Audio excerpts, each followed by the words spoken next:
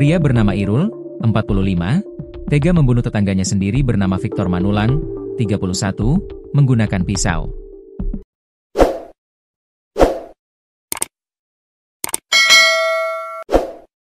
Peristiwa terjadi di Jalan Dr. Muhammad Hatta, Lorong Aldos, Kelurahan Sukaraya, Kecamatan Batu Raja, Kabupaten Oku, Sumsel pada 22 Oktober 2025 sekira jam 20.35 waktu Indonesia Barat.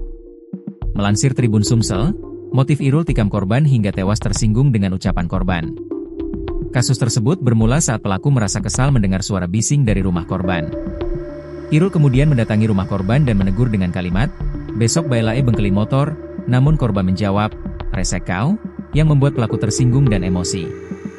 Cekcok pun tak terhindarkan di depan rumah bedeng tempat korban tinggal.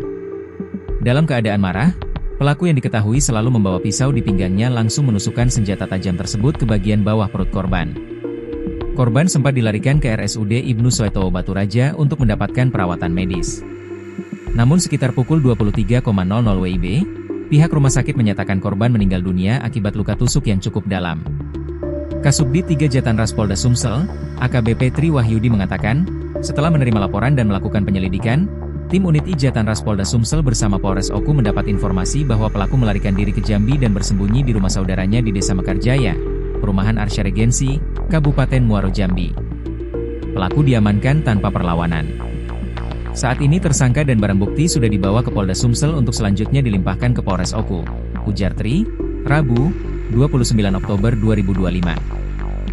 Kabak Bin Opsnal Reskrim Polres Oku, Ibtu Fahrizal Effendi mengatakan motif pelaku membacok korban karena tersinggung oleh perkataan ketika ditegur.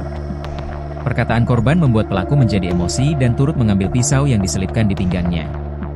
Spontan membuat pelaku makin kesal dan tersinggung terhadap korban.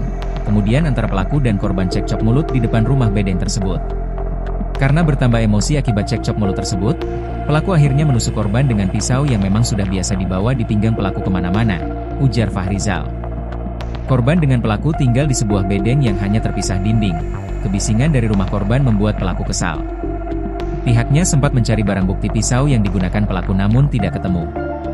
Tapi pelaku sudah mengakui perbuatannya. Mereka tinggal di rumah bedeng, sebelahan.